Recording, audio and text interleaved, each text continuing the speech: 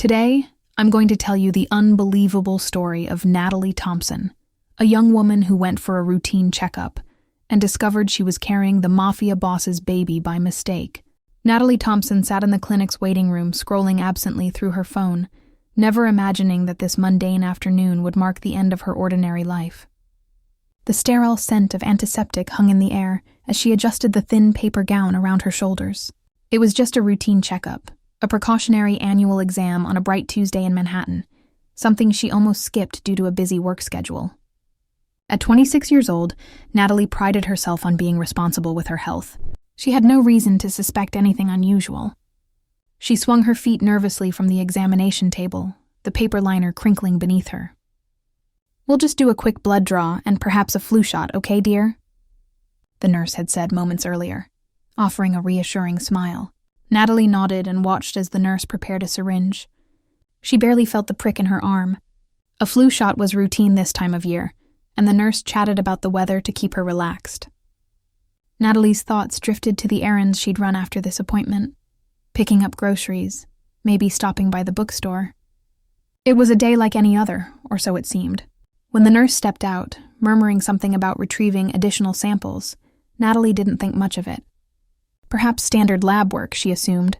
A different staff member returned, a harried-looking woman with a tray of vials and a syringe already loaded with clear liquid. "This won't take long," the woman said briskly, motioning for Natalie to lie back. Natalie's brow furrowed. "Additional samples? I'm sorry, what is that for?" Natalie asked, her voice tentative. The woman hardly met her eyes, busy checking a chart. "Just procedure," came the clipped reply. Before Natalie could object further, the woman gently but firmly secured her wrist and administered the injection into her arm. It was oddly quick and left Natalie blinking in confusion. The woman hurried out immediately after, leaving Natalie alone with a vague sense that something about this was off. But as the minutes ticked by in silence, she convinced herself she was overthinking.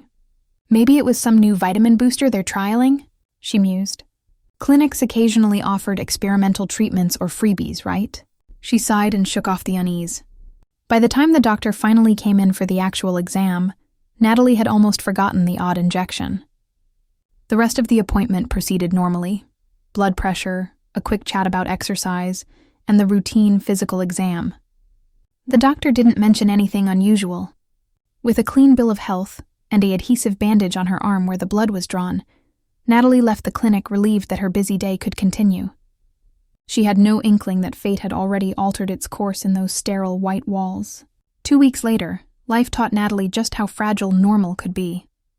It started with an inexplicable wave of nausea on her morning commute. She chalked it up to motion sickness from the jostling subway train. But the next day brought another wave, the smell of her usual coffee turning her stomach. By the third morning, when simply brushing her teeth triggered gagging, a seed of worry planted itself in her mind. It couldn't be, could it? Natalie's hands shook as she counted backwards on the calendar. Her period. She was late. Very late. That afternoon, she slipped into a pharmacy with her heart pounding in her chest and bought a pregnancy test. "It's just to rule it out," she whispered to herself, cheeks flushing with embarrassment as if the cashier could read her thoughts. She hadn't been with anyone in... She paused, realizing it had been nearly a year since her last relationship ended. There was simply no chance she could be pregnant, not in the usual way.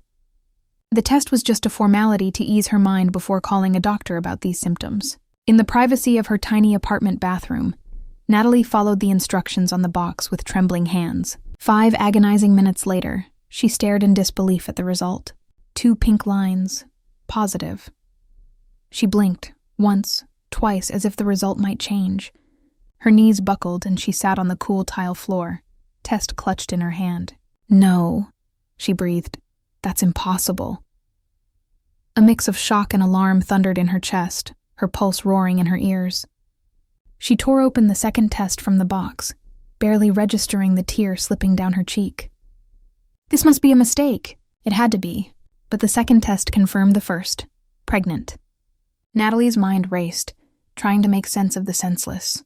She lived alone, worked long hours at an accounting firm, and spent weekends curled up with books or brunching with her best friend. There were no romantic entanglements, no drunken one-night stands tucked into forgotten memories. And yet the proof was undeniable. staring up at her from the little plastic stick. Natalie pressed a palm to her still flat belly, her breath coming fast and shallow. If this was true, and it certainly seemed to be, then how?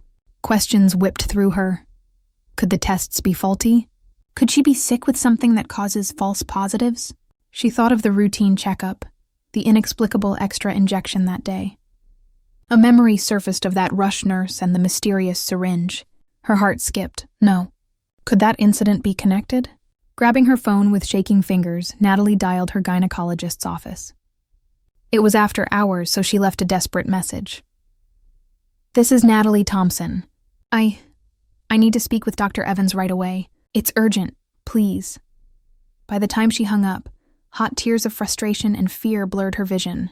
She sank onto her sofa, wrapped in a blanket of unreality. How could this be happening? The clinic returned her call first thing the next morning, summoning her to discuss some test results.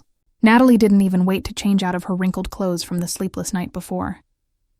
Within an hour, she was sitting across from Dr. Evans in his office, heart hammering as she demanded answers. "I took 2 pregnancy tests," she blurted, "and they were positive. There must be some mistake." Her voice trembled on the edge of hysteria, raw with confusion. Dr. Evans, a normally jovial middle-aged man, looked unusually grave. He folded his hands on the desk and nodded. "Natalie, please know we are investigating something very serious. You're right, there was a mistake."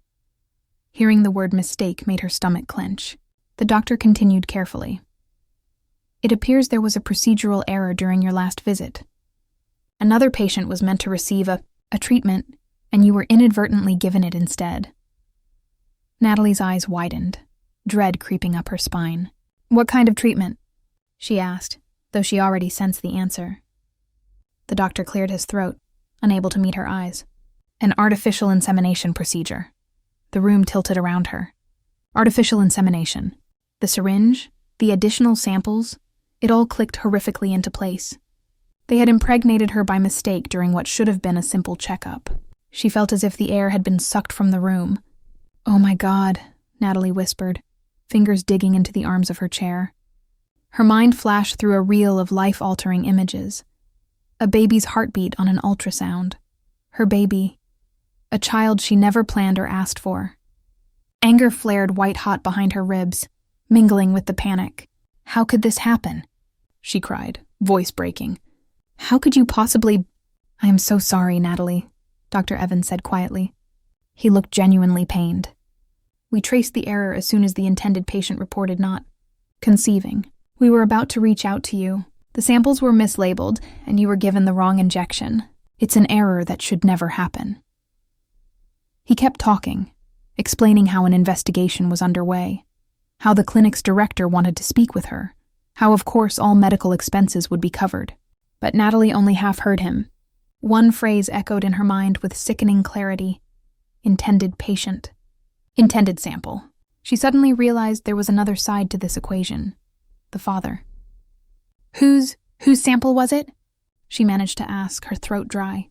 At that, Dr. Evans looked even more uncomfortable. I'm afraid I can't release the patient's identity without consent. That's protected information." Natalie's temper snapped. "Protected information?" Her voice rose, sharp with disbelief. "You've injected me with a stranger's DNA without my consent, and you're worried about his privacy?" She stood up so fast the chair screeched against the tile. Never in her life had she felt such a storm of violation and fury. Her life, her body, had been upended by gross negligence, and now they expected her to accept a faceless explanation? "I want to speak to whoever's in charge. Now," she demanded, hands clenched at her sides. The meeting that followed, held in a larger conference room, felt surreal. The clinic's administrator, a silver-haired woman with a crisp suit and contrite smile, apologized profusely. Lawyers were mentioned. Confidentiality agreements slid across the table. Natalie barely touched the cup of water someone had placed in front of her, too focused on the file that lay closed in the administrator's hands. In it, she assumed, was information about the father, the person whose sperm now resided in her body, forming the cells of a child. She felt queasy all over again. "Ms. Thompson, we know this is a lot to process," the administrator said gently. "I want you to know the man who's—" Donation was used has been notified of the situation. Natalie's breath caught. They've told him. She hadn't expected that so soon. A spike of anxiety shot through her, and, she prompted, voice unsteady. Is he? She couldn't even form the sentence. Does he want the baby? Is he going to come after me? The administrator gave a tight smile meant to reassure. He has been very cooperative so far. He just wants to ensure that the situation is handled properly for everyone involved. Natalie frowned, not entirely comforted. Properly. What did properly mean to a stranger who never intended her to carry his child? A fresh wave of worry rolled through her, and she wrapped protective arms around her middle. As the meeting concluded, Natalie was left with a stack of documents to review. Offers of counseling, assurances that the clinic would support her decision whether to continue the pregnancy or not. There was even a proposed settlement agreement, complete with a substantial sum of money if she agreed not to pursue legal action. It all felt cold and transactional. She shoved the paperwork into her bag, stomach churning. One fact burned in her awareness. The father knows.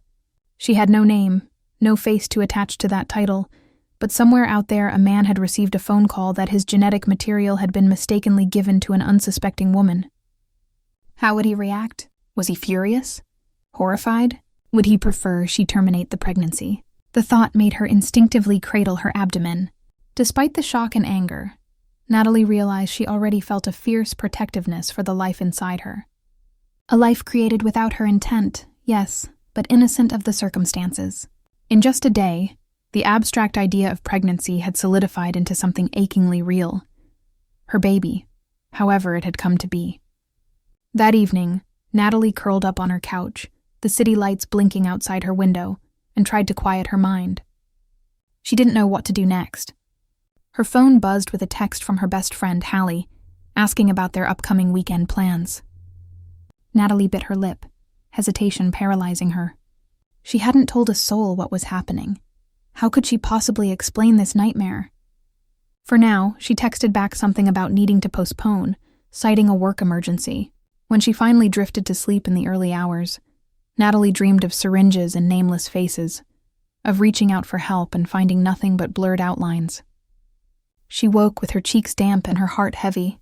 Everything had changed in an instant, and she was utterly unprepared for what lay ahead. Little did Natalie know, the storm had only begun. Far from her small apartment, the other half of this impossible equation was already in motion. A dangerous force of nature whose life, too, was about to veer irrevocably off course. Halfway across the city, in a penthouse office atop one of Manhattan's most exclusive high-rises, Dante Giordano ended a call and set his phone down with a deliberate calm that belied the turmoil inside him.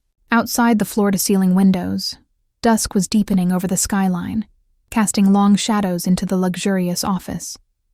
Dante's broad shoulders were tense beneath his tailored suit, and his dark storm-gray eyes stared unseeing at the sleek mahogany desk. He replayed the conversation in his mind, each word like a puzzle piece clicking into place, a puzzle that made less sense the more he considered it. There's been an incident at the Ashgrove Fertility Clinic, his personal attorney had informed him minutes ago. Your stored sample was used, mistakenly.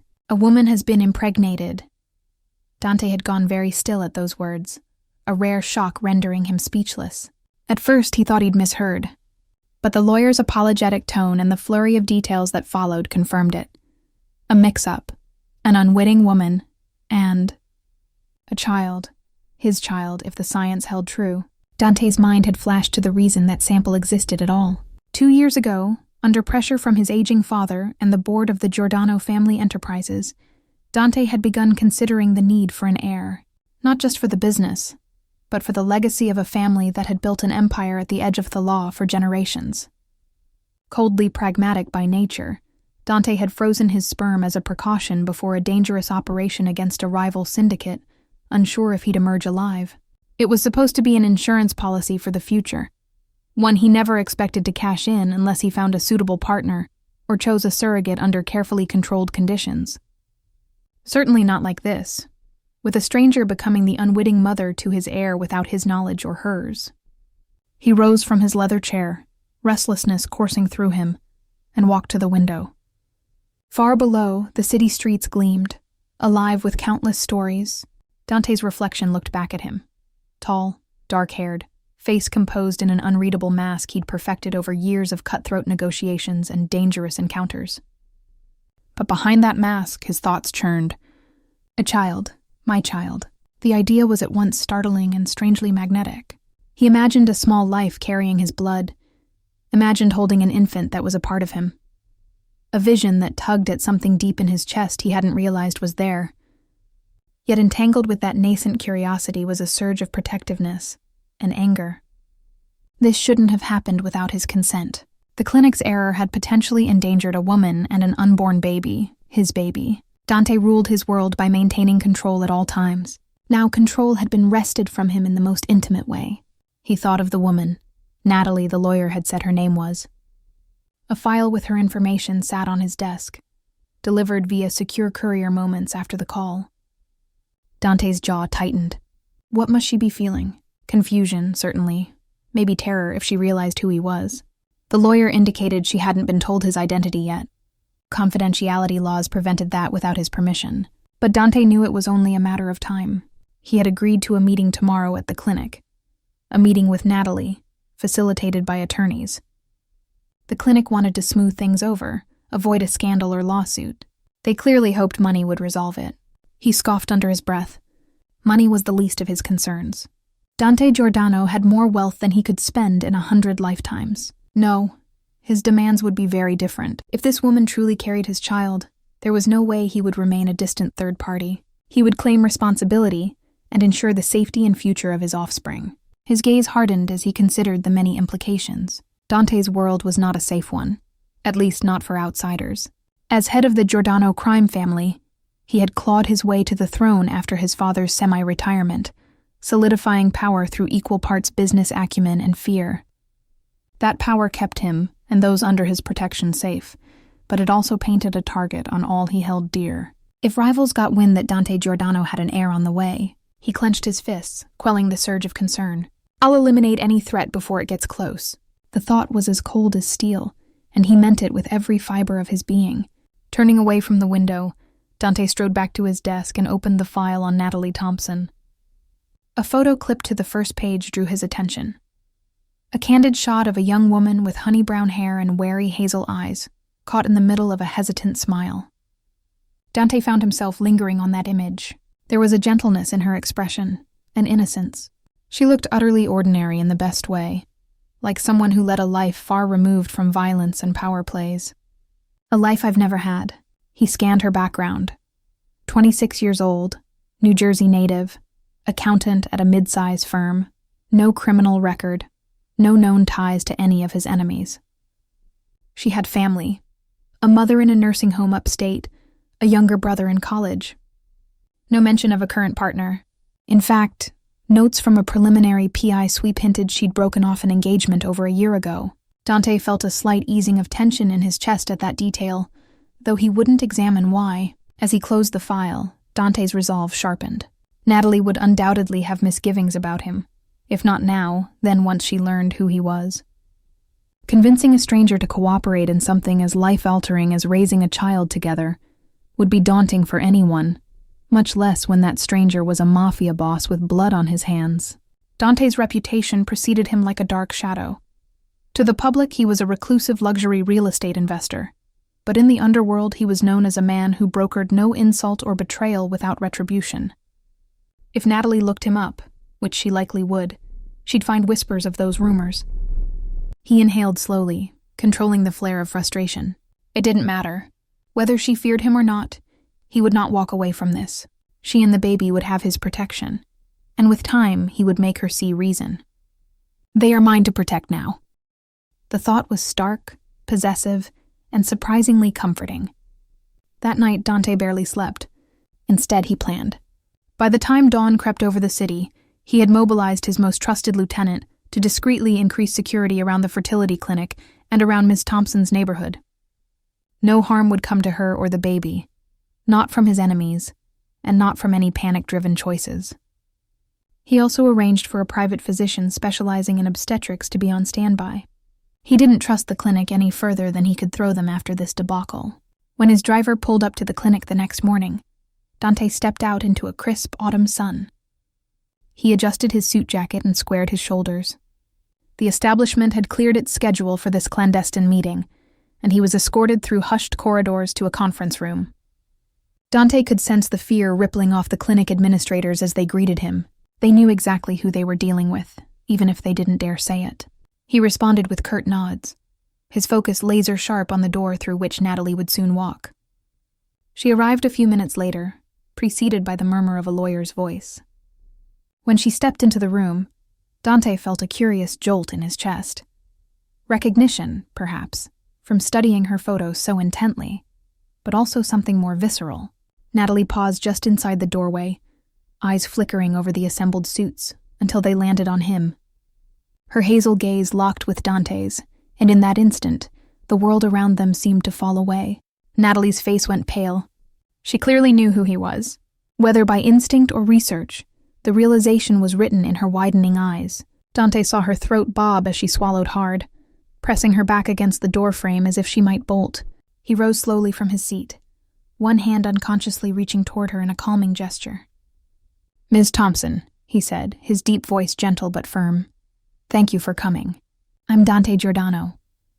Silence stretched taut in the room. The clinic's lawyer motioned to a chair for Natalie, but she remained rooted in place. Dante could practically feel the panic rolling off her. She looked at him as though staring down a predator, a doe caught in the sights of a wolf. It stirred a pang of regret in him. "I don't want her fear," he thought, surprisingly troubled by it. "This woman is carrying my child." The protective urge surged again, stronger now seeing her in person. She was petite, maybe a foot shorter than him, dressed in a conservative blouse and slacks that hung a bit loose, no doubt from stress. A few strands of wavy brown hair had escaped her ponytail to frame a delicate face that currently held an expression of sheer overwhelm. At last, Natalie inhaled shakily and moved to the table, sitting as far from Dante as possible. The lawyers began talking, their practiced spiels about resolution and amicable agreement droning in the background. Dante watched Natalie instead. She kept her eyes fixed on a spot on the polished table, her hands clasped tightly in her lap. He noticed how those hands trembled and tucked them under the table to hide it. A strange urge gripped him. He wanted to reach out and still those hands, to reassure her that he meant no harm. But he held back, sensing she might shatter like glass if he moved too quickly. Finally, when the legal representatives paused to await a response, Dante spoke directly to her. "Natalie," he said, the taste of her name unfamiliar but not unpleasant on his tongue. "I know this is overwhelming. I'm as surprised as you are about what happened." He kept his tone measured, tempering his naturally authoritative demeanor. "But I want you to know one thing. I will take responsibility. I will ensure you and the baby are cared for." At that, Natalie's eyes snapped up to meet his, a spark of defiance breaking through the fear. "Cared for?" she echoed, voice unsteady. "Mr. Giordano, I don't even know you, and I certainly never asked for any of this." She made a vague gesture towards her abdomen. Dante inclined his head. "Nor did I," he agreed, choosing honesty. "But it's happened. We have to decide what to do going forward." She bit her lip, and Dante noticed it had a way of trembling when she was upset. "What I do going forward is my choice," Natalie said, quieter but firm. "This is my body, my life. I'm still wrapping my head around even having a baby." Her voice nearly cracked on that word, but she steadied. "I came to hear what you had to say, but if you think you can just snap your fingers and dictate how this goes..." She didn't finish, but the warning was implicit. Dante felt a flicker of admiration despite the circumstances. Natalie might be terrified, but she had courage. "I'm not here to dictate," he said carefully. "I'm here to offer my support and protection. As the father, I have a stake in this child's well-being too. I think we both want what's best for..." He hesitated, realizing he was about to say our child. That phrasing might be too presumptive for her right now. "For the baby," he finished. Natalie's brows drew together. "Protection? From what?" she asked warily. Dante exchanged a glance with his lawyer, who subtly shook his head. They had decided not to divulge too much about the dangers of his world to her yet. No need to compound her fear. But Natalie was perceptive. Her gaze shifted between the suited men flanking Dante and the way they deferred to him. She knew enough to be wary. Mr. Giordano deals in high-level business, the clinic's administrator interjected delicately. He merely means financial security and access to top medical care, of course. The woman smiled too brightly. Dante had to resist rolling his eyes. Natalie wasn't fooled. Her eyes came back to Dante's, searching. He held her gaze steadily. "I mean that I can keep you safe," he said softly, deciding on partial truth. "You and the baby will want for nothing. I have resources, connections. If you need prenatal specialists, they're yours. If you want security to ensure privacy, it's done." Natalie's throat worked. "And what do you expect in return?" she asked. There it was, the catch. Dante leaned forward slightly, fingers steepled. "Only to be part of the child's life," he replied. "And to keep you both safe. We can work out details. Visitation, custody, whatever legal frameworks you're comfortable with. But I won't walk away from my own flesh and blood, Ms. Thompson." At that, some intensity must have seeped into his voice despite his attempt to remain gentle, because Natalie flinched, her composure wavering. She closed her eyes for a moment, a few tears escaping despite her obvious attempt to hold them back. "This is so much," she whispered, voice thick. "Just a week ago I was just me. I had my quiet little life. And now—" She opened her eyes again and they glistened with emotion.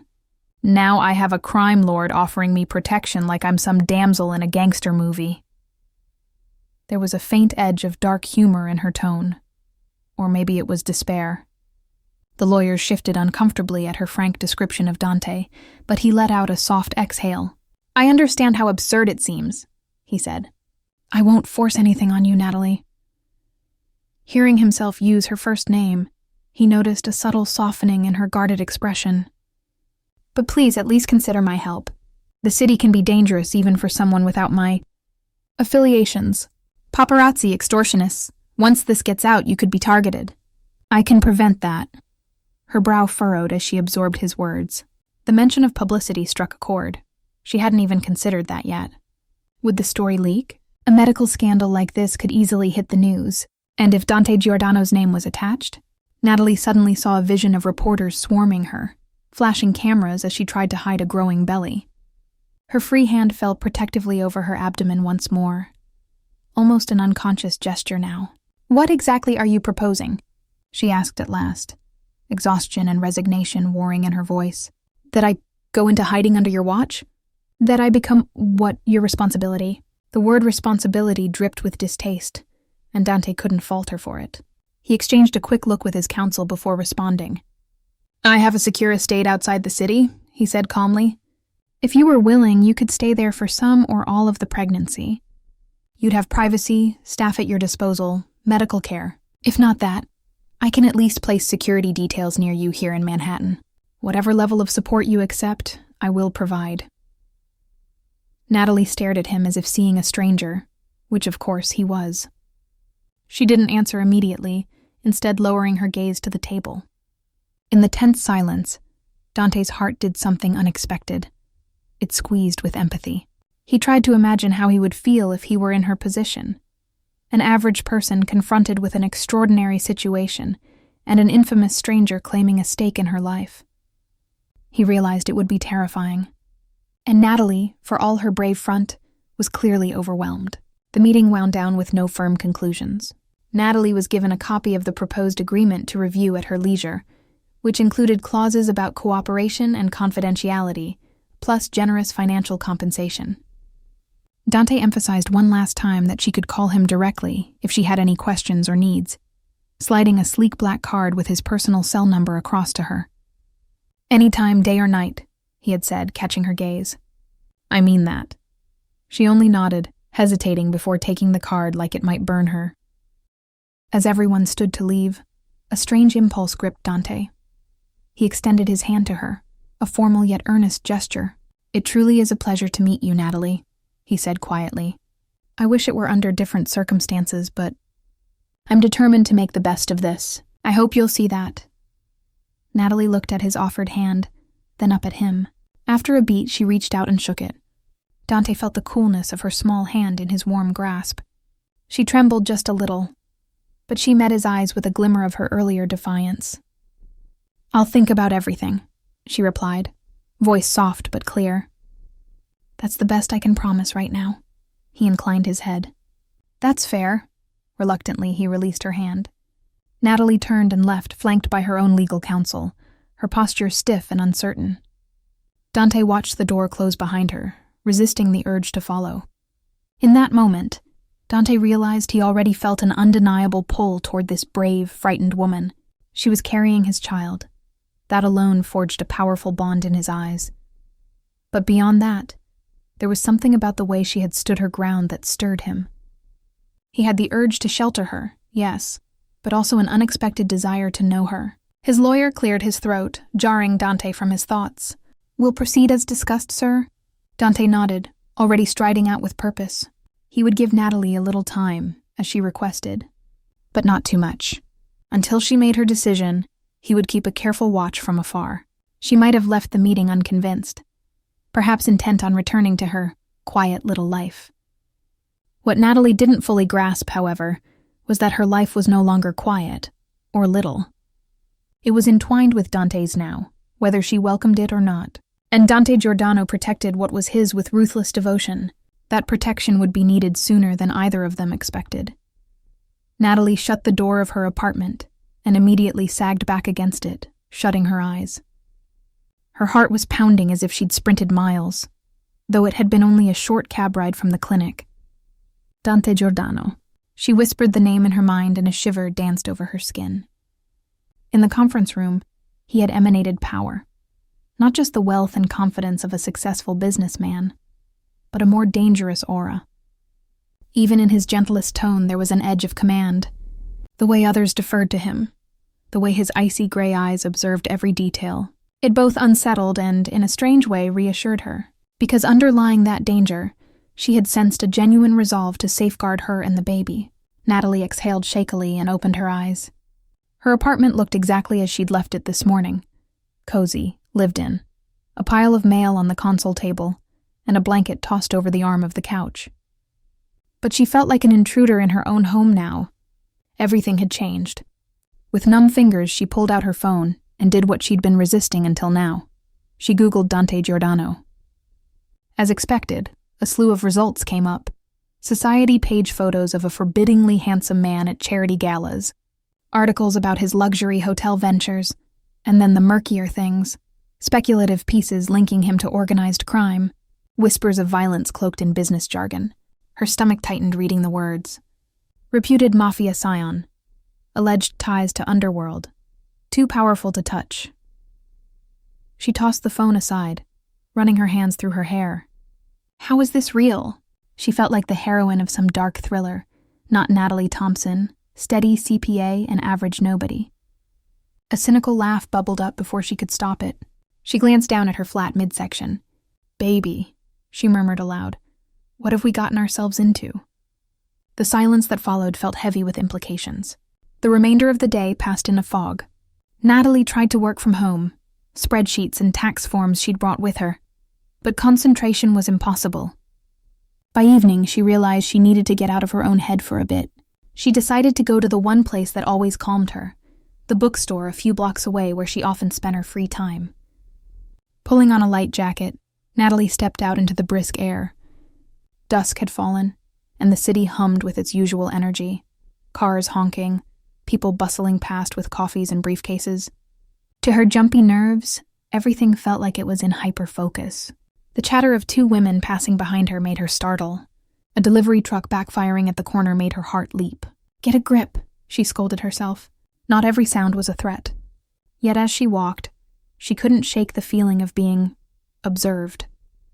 Halfway down the block, she paused and glanced over her shoulder. Nothing obvious, just a man in a pea coat checking his watch, a couple walking arm in arm. Natalie bit her lip. Was she being paranoid, or had Dante already deployed his promised security to shadow her? She wouldn't put it past him. The thought that unseen eyes might be tracking her movements was both creepy and oddly comforting. If they were his people, at least any other ill-meaning stranger might be deterred. At the bookstore, Natalie wandered the aisles aimlessly. Usually the smell of ink and paper soothed her, but tonight her mind refused to quiet. She replayed the meeting over and over. Dante's deep voice saying, "I will take responsibility." The way he'd looked at her, steady and unblinking. when he said he wouldn't walk away from his child. A part of her she hardly dared acknowledge felt a glimmer of something like gratitude. Her own father had walked away from her family when she was a toddler, vanishing from their lives. She grew up watching her mother struggle to raise 2 kids alone. The scars of that abandonment ran deep. And here was a man, a dangerous, powerful man, who could have easily signed a hush agreement and sent her off with a check. But instead he wanted involvement. It was overwhelming, yes, but also strangely honorable in its own way. Natalie caught herself absent-mindedly running a hand over a book's spine while lost in thought. Did she dare trust that Dante's intentions were good? He might insist on being part of the baby's life. But what did that mean? Occasional visits? Co-parenting? Did he expect her to move into his mansion and play house? The uncertainty was gnawing. A sudden crash jolted her out of her reverie. Natalie peeked around the bookshelf to see that a display near the entrance had toppled, scattering books everywhere. A couple of staff members rushed to clean it up, apologizing to a customer who stood nearby. The customer, a tall, stocky man with a baseball cap, waved it off, but as he turned, his eyes flickered around the store with an alertness that seemed out of place for someone who just knocked over a pile of novels. Natalie felt a prickle of unease when his gaze skated past her. She stepped back behind the shelf, her heart now thumping faster. Something about him. She couldn't say what, but an instinct told her to be careful. Checking out a book could wait. She decided to leave. Perhaps her nerves were in overdrive, but all she wanted was the safety of her apartment again. As Natalie exited the bookstore, she glanced around surreptitiously for the man in the cap. He was nowhere to be seen. Pulling her jacket tighter, she quickened her pace down the street. The sooner she got home, the better. Lamps on the sidewalk had just flickered on, pools of golden light guiding her way. Just half a block more to her building, she could see the familiar green awning. Suddenly, footsteps sounded behind her, brisk and heavy. Before she could react, a large hand clamped on her upper arm. "Don't make a sound!" A rough voice hissed in her ear, sending a bolt of terror through Natalie. Her mind flashed to the self-defense classes Hallie had dragged her to last year. Stall. Assess. Her pulse skyrocketed. She was being grabbed on a public street. How? Why? She hadn't even processed who it was. The baseball cap man? Someone else? Adrenaline surging. Natalie instinctively tried to twist free, opening her mouth to scream. But the man was ready. He yanked her back against a solid chest and pressed something sharp against her ribs. A knife. She froze, icy dread flooding her veins as she felt the tip through her blouse. "Help!" She managed to choke out a half-scream before fear closed her throat. It all happened in seconds. A dark sedan screeched to a halt at the curb just ahead, its back door flung open. The man began dragging her toward it. Natalie dug her heels in, struggling wildly despite the blade. "Let go of me," she cried, panic making her voice high. She thought of the tiny life inside her, and a fierce desperation took hold. She couldn't let them take her. Using every ounce of will, Natalie threw her body weight to the side, off-balancing her assailant for a precious heartbeat. That was when chaos erupted. From seemingly out of nowhere, 2 figures in black barreled into them. Natalie felt the whoosh of air as one man tackled her attacker with brutal force, sending the knife skittering across the sidewalk. Another man, leaner with a swift grace, shoved her aside out of the melee.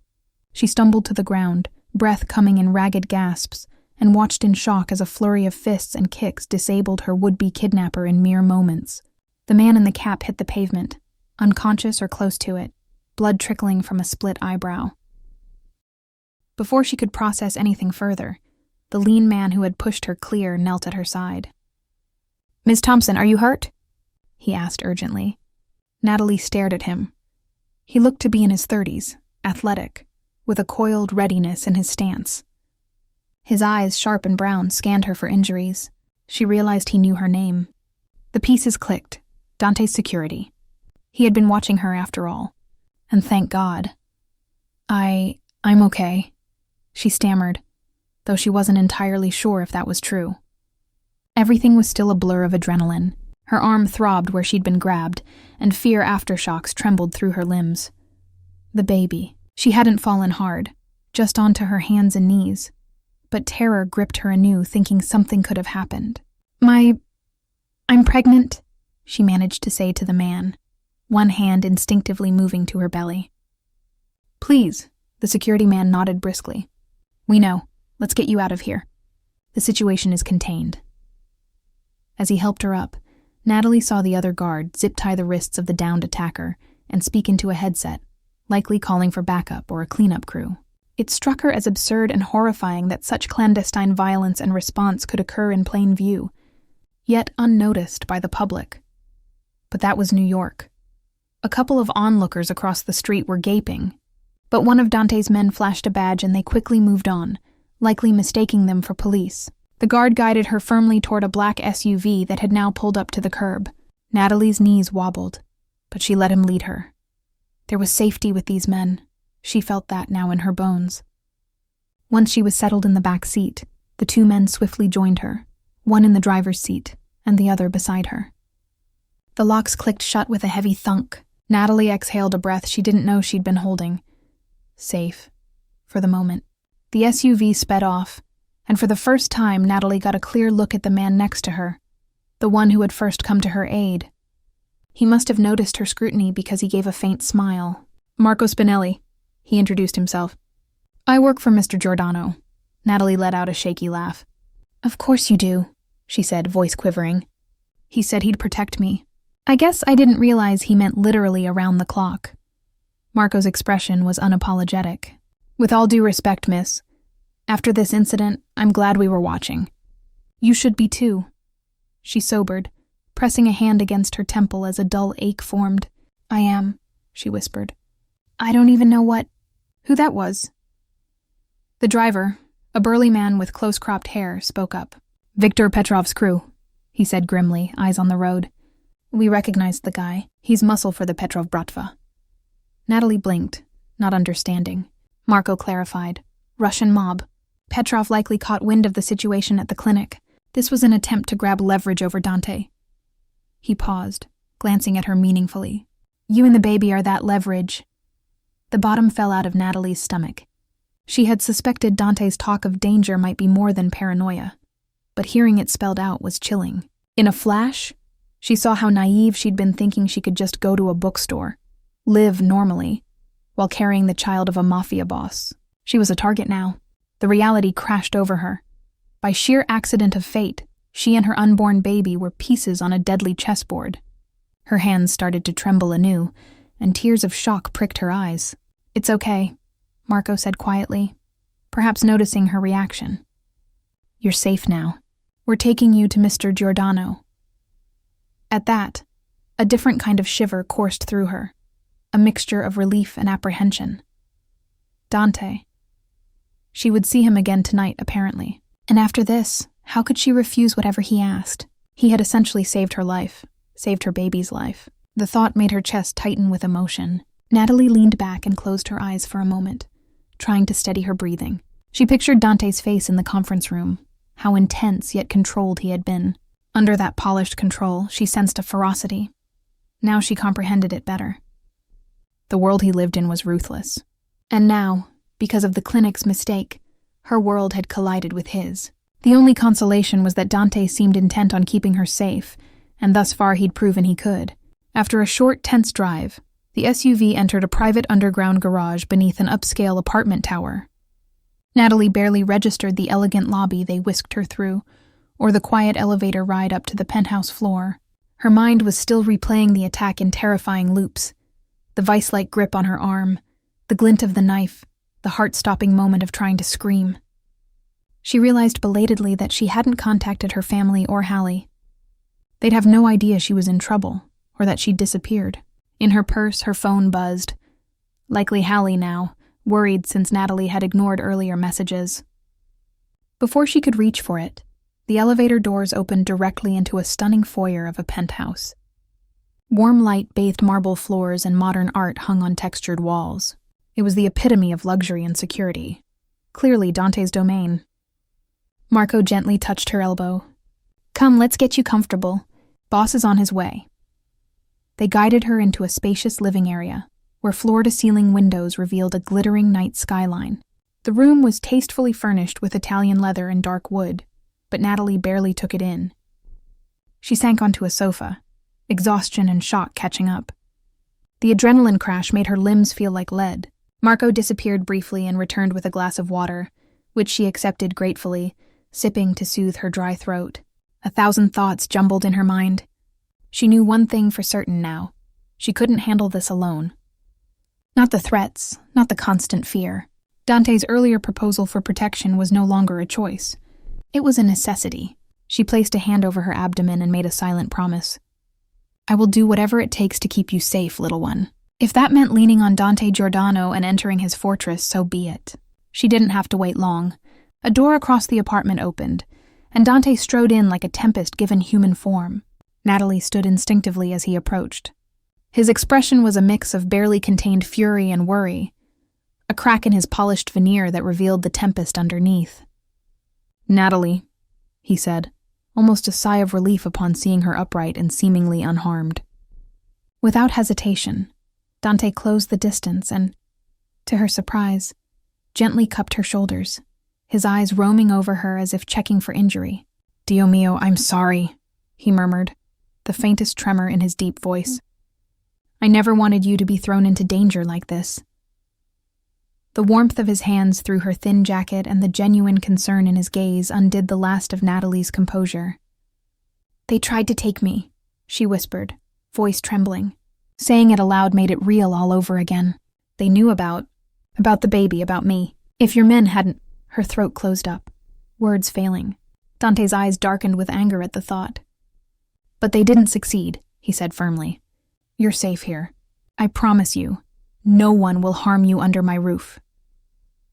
There was such conviction, such protective ferocity in those words, that Natalie felt a sudden flood of safety wash over her. Before she knew it, she was collapsing against him, the trauma spilling out in silent sobs against Dante's chest. He stiffened for a half-second, likely unaccustomed to people clutching him. But then one strong arm wrapped around her back, the other cradling her head. He held her securely as she shook, his hand stroking gently through her hair in a slow, comforting rhythm. Natalie felt the hard muscles of his chest rise and fall as he breathed, a steady anchor in the storm of her emotions. "It's okay," Dante murmured against her hair. "You're okay now, Natalie. I've got you." Those simple phrases, "I've got you," broke through her walls. For the first time since this nightmare began, she truly let herself feel the fear and relief. She clung to Dante's expensive suit jacket, fingers curled in the fabric, and let the tears come. He simply held her, patient and solid, until the tide ebbed. When she finally pulled back, sniffling and embarrassed by her outburst, Dante didn't let her retreat far. He kept his hands on her upper arms, scanning her face with care. "Sit," he urged softly, guiding her back to the sofa. He knelt in front of her, eye level, which struck her as something few men of his stature would do. "Tell me if you're hurt. Did he cut you?" His gaze flickered to her abdomen. "Is the baby—" He didn't finish, but his unspoken question hung in the air. Natalie shook her head, wiping her cheeks. "I think we're okay," she said. "He held a knife, but I don't feel any wound. I fell down, but it wasn't hard." She placed her hand protectively on her stomach and added, almost in wonder, "I think the baby's fine." Saying that aloud steadied her. Despite everything, the baby was safe inside her. Dante's posture relaxed a fraction. "Good." A dangerous glint reignited in his eyes as he added, "The man who tried this won't get a second chance. I'll see to that." The cold fury underneath his calm tone was unmistakable. Natalie shivered, not at Dante, but at remembering her attacker's voice and the feel of that knife. "They said Petrov," she whispered. "Your men. That someone named Petrov was behind it." Dante nodded grimly. "Viktor Petrov. He leads a Bratva cell that's been encroaching on our territory. We've had tensions, but nothing open. This is a declaration of war." He sighed, running a hand through his jet-black hair. For the first time, Natalie noticed Dante looked a bit tired around the edges. Faint shadows under his eyes, maybe from sleepless worry since yesterday. "I'm sorry," she said softly. Dante's eyes snapped to hers in surprise. "You're sorry?" "For what?" She swallowed. "For all of this. If the clinic hadn't—" She struggled for words. "I'm dragging you into a mess too. Now you have another vulnerability to worry about." She gestured vaguely to herself, recalling his earlier argument about danger. Dante made a low sound, something akin to a growl of disagreement. None of this is your fault. The blame lies with that clinic and now with Petrov. And trust me, his jaw set hard, I will rectify both. I've already had a very pointed conversation with the clinics, bored about their security lapse. There was a fearsome glint in his eye that made Natalie almost pity those administrators. Almost. He continued, voice gentler. As for Petrov, he will regret even thinking of you as a pawn. I'll deal with him soon enough. A silence fell. Natalie believed him. Dante spoke with such conviction she felt that if he promised to hang the moon, he'd find a way. And while a part of her was unsettled by the violence that swirled around him, another part felt relief bordering on gratitude that someone so formidable was on her side. Dante glanced at Marco and the other guard, who had been waiting discreetly by the foyer.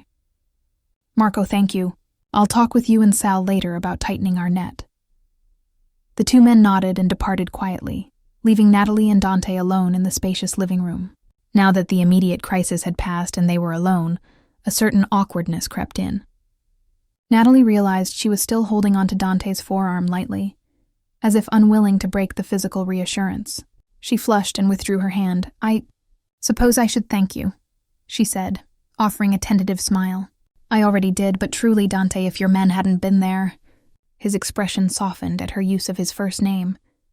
You don't need to thank me. Protecting you is my responsibility now. He paused, then added with a touch of self-reproach.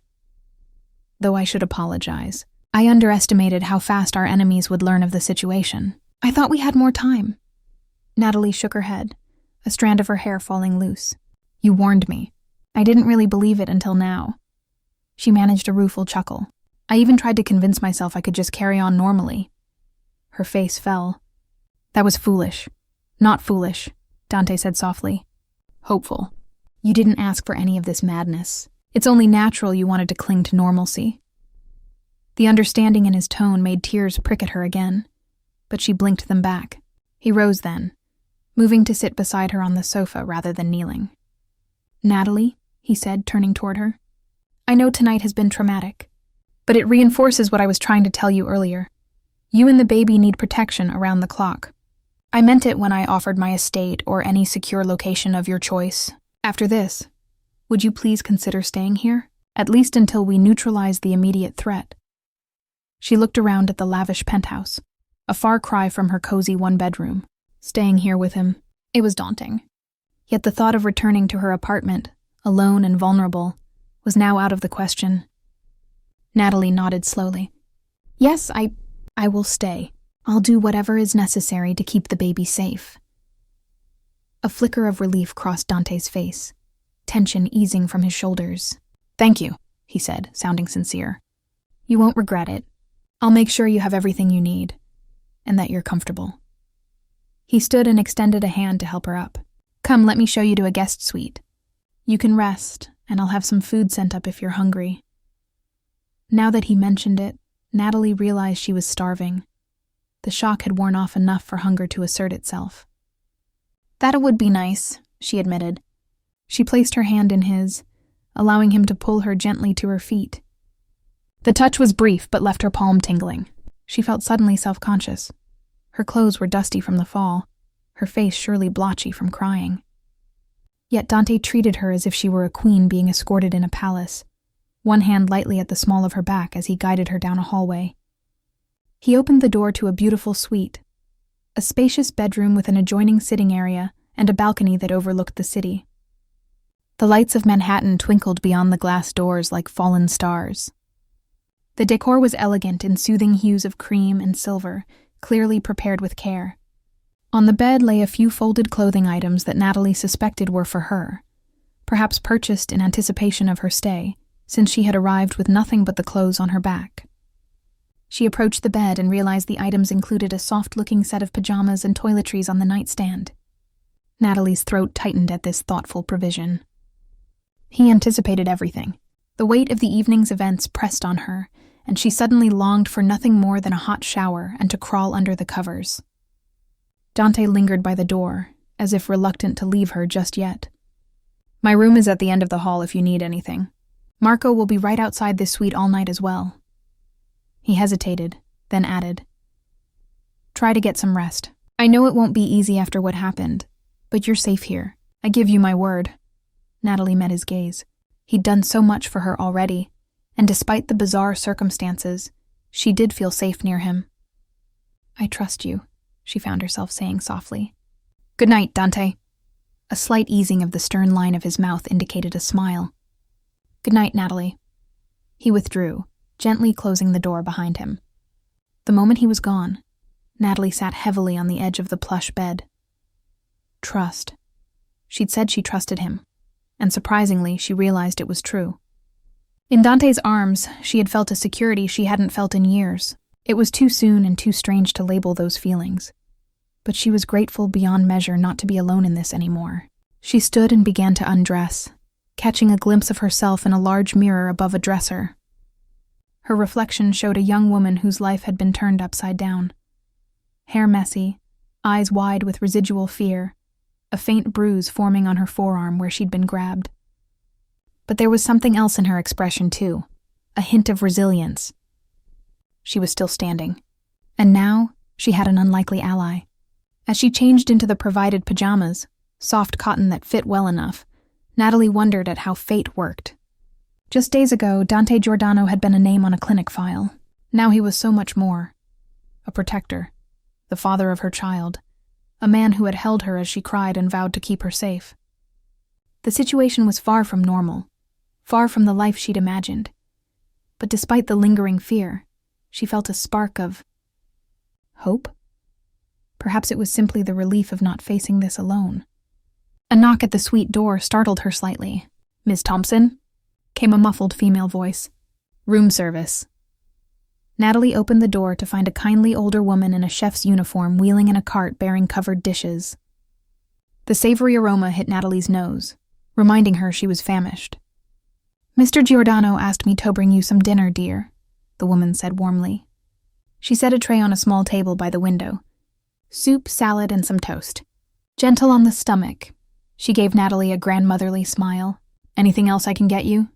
Natalie shook her head, touched by the thoughtfulness. "Thank you so much. This is perfect." After the woman left, Natalie ate slowly, gazing out at the breathtaking view. The soup was a comforting tomato bisque, the salad crisp and fresh. With each bite, she felt some strength returning. Outside, New York glittered, oblivious to the dramas of its inhabitants. But here, in Dante's fortress in the sky, her life had irrevocably changed course. That night, after showering and crawling into the luxurious bed, Natalie expected to lie awake replaying the attack. And she did for a short while, heart stuttering at the dark memory. But whenever the fear surged, she countered it by recalling Dante's embrace and the fierce promise in his voice. "You're safe." Eventually, cocooned in warmth and utterly exhausted, Natalie drifted into a heavy sleep. She dreamed of curious things, of wolves standing guard in the dark, of a strong hand clasping hers as they ran through a maze, of a tiny heartbeat echoing softly within her. Through it all, a figure stayed by her side, tall, protective, cloaked in shadow, but with eyes that glowed like silver.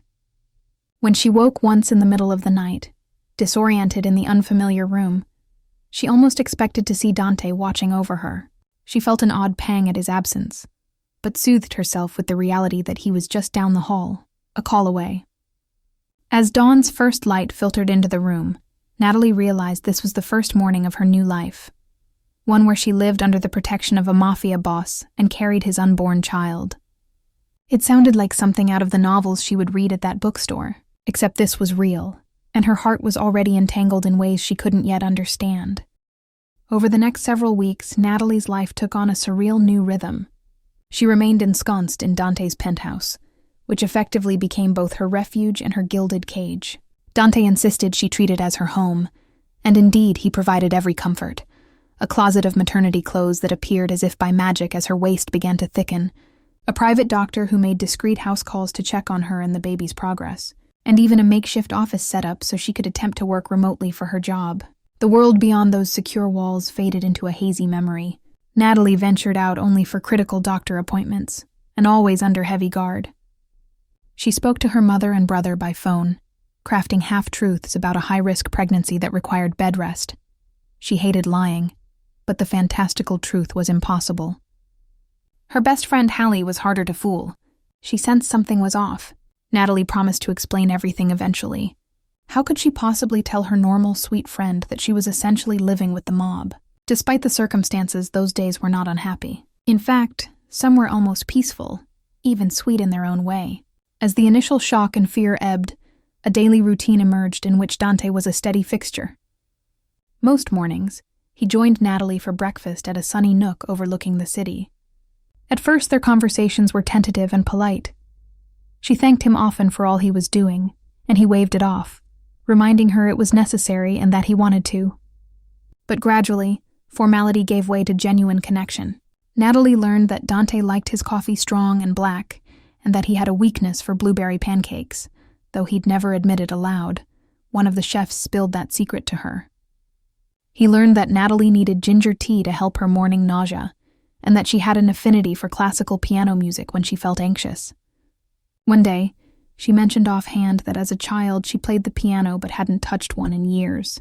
The next day, a beautiful keyboard appeared in the living room, with Dante casually saying he thought music might help pass the time. Moments like that left Natalie both charmed and unsettled by the ease with which Dante could make things happen. He seemed determined to anticipate her every need, which was endearing, but it also meant that they spent a lot of time together, more than she had expected. She thought a man as powerful as him would be constantly outmanaging his empire, but Dante reassured her he could handle much of it from home for now, given the circumstances. And perhaps, a small voice in her head suggested, he wants to be near. Their relationship, if she could call it that, was a delicate dance of unspoken boundaries and slowly eroding walls. Dante was ever the gentleman, never pushing physical closeness beyond a guiding hand on her back or the occasional brush of his fingers against hers when he handed her something.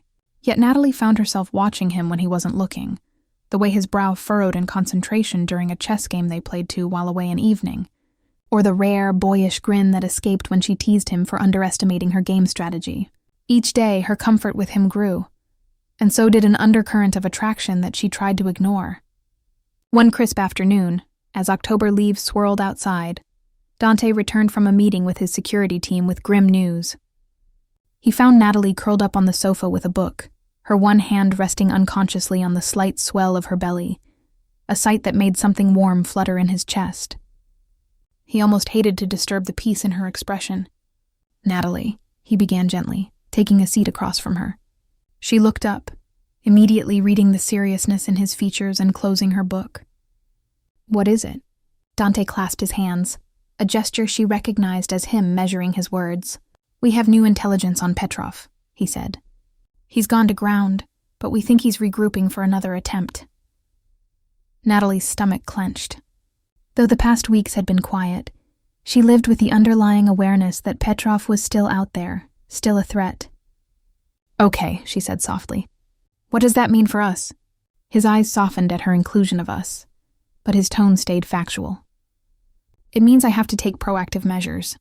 I won't wait for him to strike again. I have allies in the city, other families who also want Petrov contained. We're coordinating." There was a fierceness to Dante as he discussed strategy that both scared and reassured her. "Coordinating, as in war?" she asked hesitantly. Dante sighed, rubbing his chin. "Hopefully it won't come to open conflict.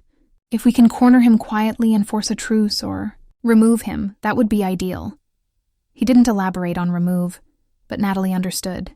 She swallowed, nodding. Violence as a solution still made her uneasy. But when she thought of that knife at her ribs, her empathy for Petrov's fate dwindled. Dante leaned forward, resting his forearms on his thighs. "However, until this is resolved, I need to tighten security even more. I think it's time to move you to my estate outside the city." He raised a hand to preempt her protest. She hadn't even decided if she'd object, but he clearly expected some. "You'll be far safer there than in Manhattan. It's more isolated and fortified. I have a private airfield to move at a moment's notice and an army of guards patrolling the perimeter." Natalie absorbed this.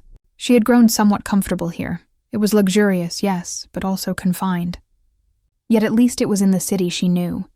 Moving to his estate felt more permanent, more Intimate, even if logically it made sense.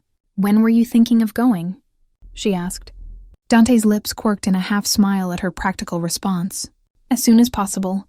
Tomorrow, if you're up for it." She appreciated that he phrased it as her choice, though she suspected he would insist if she declined. But she wasn't going to decline. "All right," she agreed. "Tomorrow." Relief touched his features. "Thank you for trusting me on this." Natalie attempted a light grin. "You're kind of hard to say no to, you know." He raised an eyebrow. "Is that so?" She blushed slightly and changed the subject. "Your estate? It's in the country?" "Upstate on a lake. It's secluded. I think you might like it, actually. It's quieter than here. Fresh air. Lots of space." She noted a trace of something in his tone, like he truly hoped she'd like it. "It sounds nice," she admitted. "I haven't been outside the city in a long time." Dante nodded, and an easy silence settled as they both contemplated the move. Natalie realized she didn't even have that much to pack. She'd left her old apartment weeks ago with just an overnight bag, never imagining she wouldn't return. Dante had already sent some of his staff to retrieve personal items from her apartment, another violation of normalcy, hearing that his people rifled through her things. But they'd brought back her favorite pillow and photo albums, which made her forgive the intrusion. As she looked at Dante, his profile strong against the late afternoon light, she thought of all he'd done and sacrificed to keep her safe so far. He had upended his own routines, possibly risked his standing by appearing vulnerable to his enemies. And all for someone who had been a stranger not long ago. "Dante," she said suddenly, making him turn to her. "Why are you doing all this?" He frowned slightly. "We've been over this. It's for the baby's—" "No, I know," she interrupted gently. "I mean, you could have handled this very differently. You could have paid me off, or had me hidden away in some secure location with guards, rather than staying by my side. But you're here, with me. You're making sure I'm all right at every turn. Why?" Her heart pounded in the silence that followed. It was a bold question, one she had held in for a while. Dante's face was unusually vulnerable as he considered his answer. He stood and walked to the window, looking out at the skyline before speaking. "I asked myself the same early on," he said quietly. "Initially it was simple duty, my responsibility, but somewhere along the line—" He trailed off, then turned to meet her gaze, his steel-gray eyes softer than she'd ever seen. "Somewhere along the line it became more than that. I found that protecting you, caring for you, I wanted to do it, not just because of the baby, but because it's you. I can't fully explain it, Natalie. Perhaps it's been the circumstances forcing us together, or perhaps—" He took a slow breath.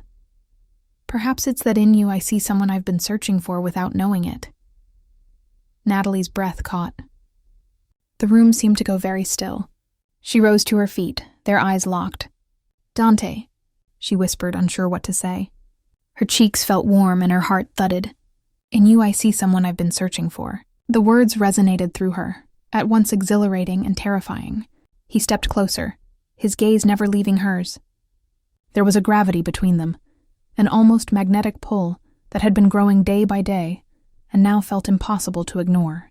When Dante raised a hand, he did it slowly, giving her time to move away. She didn't. His fingers grazed her cheek, tucking a loose strand of hair behind her ear. "Tell me to stop and I will," he murmured. Natalie's voice wavered as she replied, "I don't want you to stop." A quiet sound escaped him, something like relief, maybe even joy. Dante tilted her chin up gently and lowered his head. Natalie's eyes fluttered closed just as his lips met hers. The kiss was soft, cautious at first, as if he was afraid she might break. But when she sighed against him and leaned in, her hands resting against his chest for balance, Dante's arm circled her waist and drew her closer. The kiss deepened, warmth blooming in Natalie's chest and spreading outwards like the first rays of sunrise breaking a long night. She felt safe and alive all at once in his embrace. Her senses drank in everything, the clean spice of his cologne, the surprising tenderness of a man so strong, the way her heart raced in a pleasant frenzy. When they finally parted, both a little breathless, Dante rested his forehead against hers. His hand splayed protectively across the small of her back, and it made her realize he was subtly supporting her weight, mindful of her condition as always. Natalie opened her eyes to find him watching her with such open affection that it nearly stole her breath again. "I didn't expect that," she whispered with a shy smile. Dante's lips curved. "Neither did I, if I'm honest. But I have no regrets."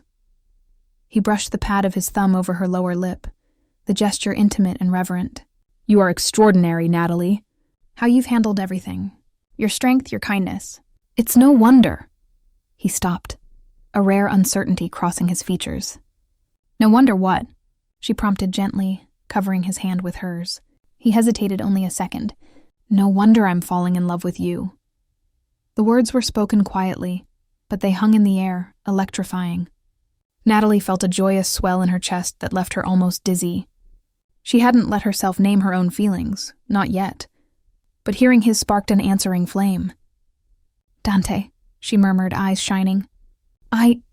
A sudden rap on the door interrupted them, followed by Marco's apologetic voice. "Boss? Sorry, but there's an urgent call."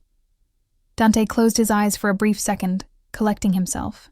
"I'll be right there," he replied, not taking his eyes off Natalie. He searched her face, as if to make sure this moment was real and mutual. Natalie responded by standing on tiptoe and pressing a swift, reassuring kiss to his lips, the boldness of it making them both smile. "We'll continue this later," she said softly. Dante's answering look promised that they would. He left to handle the call, and Natalie sank back onto the couch, fingers lightly touching her lips. Her world felt like it had shifted on its axis yet again, but this time, in a wonderful way. He loves me, the thought sent butterflies through her. And the realization that she was very much on the path to loving him back settled warmly in her heart. However, the tender moment was soon overshadowed. That urgent call turned out to be news that forced Dante's hand quicker than anticipated. Petrov had made a move, a violent confrontation with one of Dante's allied families at a warehouse by the docks. There were casualties, and Petrov slipped away once more. The war was no longer cold. It had ignited. By nightfall, Dante's estate upstate was readied, and they decided to depart at first light. The evening was a flurry of activity, security teams organizing transport, additional guards arriving. Dante was on calls for hours, his demeanor shifting fully into the ruthless leader mode that Natalie had only glimpsed before. Watching him give orders in rapid Italian and terse English, she was reminded just how powerful and dangerous he could be. Yet when he caught her watching, he offered a gentle nod or a quick squeeze of her hand in passing, silently apologizing for neglecting her in the chaos. Late that night, Natalie struggled to sleep, anxious about what lay ahead. She finally gave up and wandered out of her suite, drawn to a dim light coming from Dante's office. The door was slightly ajar. She peeked in to find him sitting at his desk, elbows on the polished wood and head in his hands. He looked weary, the weight of responsibility pressing heavily. Natalie knocked softly on the doorframe. Dante's head snapped up, eyes alert until he saw it was her. Some tension eased from his face, replaced by concern. "Can't sleep?" he asked, voice low. She stepped inside. "Too much on my mind." "What about you?" She gestured to him. He certainly wasn't sleeping either. Dante managed a small smile. "Too much on my mind," he echoed. He extended a hand, and she went to him, letting him draw her into his lap. It was a mark of how natural their closeness had become that she didn't hesitate. They sat in comfortable silence for a moment, Natalie resting her head against his shoulder as he softly stroked her arm. Despite the worries swirling around them, she felt content in that little oasis of calm. After a while, Dante murmured, "We'll leave early and get you far away from this volatility. Once you're safe, I can focus on ending this." She frowned, lifting her head. "Ending this? With Petrov?" He nodded, jaw tightening. "I won't have him menace our family." Her heart skipped at our family. He said it so naturally, but another part of his statement nagged at her. "When you say I can focus, do you mean I won't see you for a while?" He hesitated, and she saw the answer in his eyes. "It might be safer if I handle things directly. I don't want to draw any fire towards the estate." Natalie sat up straighter in his lap, anxiety rising. "So you plan to drop me off in a safe house and go to war, essentially?" Dante's brow creased. "It won't be as dramatic as that, hopefully. But yes, I may need to be away for stretches. It's temporary, Kara. Just until it's finished." Her chest constricted painfully. One part of her understood logically. He had to neutralize the threat to ensure a peaceful life for them later. But another part, the part deeply attached to him now, recoiled at the idea of him walking into danger while she sat waiting, helpless. She caught his hand, gripping it tightly. "Promise me you'll be careful," she whispered. "Promise you'll come back." She hated how vulnerable she sounded, but she needed to hear it. Dante's eyes gentled. He cupped her face in both hands. "I swear to you, I'll do everything in my power to come back safe and quickly. I have too much to live for now." His hand drifted down to rest against her belly, and Natalie covered it with her own, intertwining their fingers over the gentle swell. "We both need you," she said softly. He kissed her then, a slow, tender kiss that conveyed both reassurance and longing. When they parted, Dante brushed away a tear she hadn't realized escaped. "Try to rest," he murmured. "We have an early start." Reluctantly, she returned to her suite. That night, sleep was fitful. She dreamed of thunder and lightning crashing over a dark lake, of searching for Dante in a storm and finding only shadows. When she woke before dawn, she found herself already dressed and ready to leave, nerves jangling. The transition to the estate was swift and efficient. Dante, Natalie, and a convoy of security vehicles left Manhattan as the sun was rising, slipping out under the cover of relative quiet. He insisted she ride with him in a discreet SUV rather than his more conspicuous town car. The journey upstate took a couple of hours. Dante remained tense and vigilant throughout, one hand never far from hers. Natalie watched the cityscape give way to rolling autumn-colored hills, heart heavy with a mix of hope and dread. The Giordano estate turned out to be breathtaking.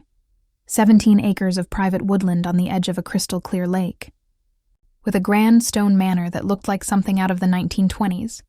As Dante later explained, it indeed was, lovingly restored. As they passed through wrought iron gates, Natalie gaped at the expanse of nature. Tall oaks and maples shedding russet leaves, manicured gardens blending into wild meadow, and the lake shimmering beyond with a boathouse at its shore. It was hard to imagine anything bad ever penetrating such a serene haven. Inside, the manor was luxurious, yet surprisingly warm in decor. Dante led her through an impressive foyer with a sweeping staircase to the second floor, where her new quarters awaited. "I thought you'd like this room," he said, pushing open double doors to a suite with a breathtaking view of the lake. The space was beautifully furnished. A canopy bed, a fireplace, and French doors opening to a balcony. Despite her inner turmoil, Natalie couldn't help but smile. "It's amazing," she turned to Dante. "Thank you." He seemed pleased that she liked it. "My room is just down the hall," he mentioned casually. "And your friend Hallie will be arriving tomorrow." Natalie's eyes widened in surprise and joy. "Hallie, really?" She had tearfully told Hallie a modified version of events the night before, that she was pregnant by a donor mix-up, and there had been some threats. So she was going to a safe location, looked after by the father who turned out to be a good man. Hallie had been shocked but supportive. Natalie had wanted to see her, but didn't think it possible. Dante nodded. "I thought having someone familiar around might help you feel more at home. We can trust her, right?" He raised an eyebrow slightly, since Hallie knowing anything was technically a security risk. Natalie nearly threw her arms around him. "Yes, absolutely. She would never betray my trust." "Oh, Dante, thank you." He smiled and brushed a kiss on her forehead. "I need to step out to coordinate with security," he said reluctantly. "Marco will be with you. I'll find you for lunch?" She nodded, watching him go with a pang. He'd done so much to make her comfortable, and now likely would plunge himself into deadly work. She vowed to do whatever she could on her end to make this ordeal end quickly too, even if that meant simply taking care of herself and not adding to his worries. True to his word, Dante was largely away from the house or holed up in his office over the next week. Hallie's arrival was a joyful distraction. When her friend burst into the foyer and pulled Natalie into a tight hug, both of them crying, it felt like a piece of her old life had been returned. Of course, Hallie was wide-eyed at the palatial estate and the army of staff and guards. "Girl, what have you landed in?" she whispered in amazement as they toured the gardens. Natalie could only laugh helplessly and say, "It's a long story." In private, she confessed more of the truth. who Dante really was, what danger lurked. Hallie took it remarkably well. It's like one of those wild novels you read, Nat, and promised to stay as long as needed. Having Hallie there provided a sense of normalcy. They baked cookies in the gourmet kitchen, under the amused gaze of the head chef, took walks by the lake with 2 security shadows in tow, and Hallie even got Natalie to play some piano again in the Manor's old study room. Hallie also witnessed firsthand the tender dynamic between Natalie and Dante. One evening, when Dante returned earlier than expected, he found the women laughing in the den over an old movie. He paused to greet Hallie politely. She later admitted to Natalie she nearly swooned at his movie star looks and old-world manners. Then he fixed his attention on Natalie, tucking a lock of hair behind her ear as he often did, and asking softly if she'd eaten dinner and how she was feeling. Hallie observed the whole exchange with a knowing smirk. Later that night, as they prepared for bed like teenagers at a sleepover, Hallie nudged Natalie. "Spill, hun. You two are completely smitten, aren't you?" Natalie felt heat creep to her cheeks. "Is it that obvious?" she murmured, fiddling with her hairbrush. Hallie rolled her eyes playfully. "Only to someone with eyeballs. The way he looks at you, girl, it's intense. And you light up when he's around, even when you're exhausted." Natalie couldn't hide her smile. "I really have fallen for him, Hallie. It's crazy and unexpected. But I love him." Saying it aloud to her friend felt like releasing a secret butterfly into the air. "And he said he loves me too." Hallie clasped her hands in delight. "That's the best thing I've heard all year. I mean, it's insane given how it started. But honestly, sometimes the wildest stories make the best ones." She grew more serious then. "Do you see a future with him, like really with him? Because his world, it's not easy." Natalie looked out the window at the moonlit lake. "I do," she answered quietly. "I know there are dangers and challenges. But Dante's shown me parts of himself no one else sees, I think. He's protective, yes, but also gentle and good to me. And he's going to be a wonderful father." She smiled softly, thinking of how he'd taken to reading parenting books at night, something she caught him doing when she peeked in his office one time, much to his sheepish embarrassment. Hallie squeezed her hand. "Then I'm thrilled for you. It's not the life we once imagined, but if you're happy, I'm with you all the way." The only dark cloud in those days was the looming confrontation with Petrov. Dante kept most details from her, not wanting to worry her, but she gleaned bits from hushed conversations and the grave faces of Marco and others. Petrov had gone underground and was proving elusive, and in the meantime, threats continued in the city. A skirmish here, a bomb scare there. Dante was stretched thin, managing an evolving gang war while trying to ensure the estate remained off the radar. One night, a storm lashed the lake with wind and rain. Natalie awoke past midnight to find the space beside her in bed empty. Not that Dante slept there. They hadn't shared a bed yet, as he was being old-fashioned and taking it slow to Hallie's endless teasing. But she somehow expected him to be there on such a wild night. Troubled by a sense of foreboding, she slipped out of her room and padded down the hall. A sliver of light shone under Dante's office door. Quietly, she peeked in. Dante stood by the window, phone to his ear, face illuminated intermittently by lightning. "No, keep her out of this. Do whatever it takes, but I will not have her involved," he was saying fiercely. Natalie's heart skipped. Was he talking about her? She listened guiltily. "I don't care if it draws him out faster. I said no," Dante snapped, then let out an exasperated breath. "Because I won't risk her life as bait. That's why. There's no negotiation on this." Natalie felt a chill. Someone must have suggested using her to lure Petrov. She shouldn't be surprised. She was the prize in the enemy's eyes. But Dante's protective refusal both relieved and alarmed her, because it meant finding Petrov was harder without that leverage. He went silent as the person on the line argued back. Finally, Dante practically growled. Find another way. You have 48 hours. He ended the call, tossing the phone on his desk with a curse. In that moment, a crack of thunder boomed, and the lights flickered. Dante glanced up and saw Natalie hovering at the door. His expression softened immediately. Nat, you should be asleep, he said, concern lacing his tone as he came toward her. Is everything all right? She stepped in, wrapping her arms around herself, and nodded. I woke up and... She searched his tired face. And I missed you. It was partly true. She also didn't want him stewing alone. Without a word, Dante opened his arms and Natalie went into them gladly.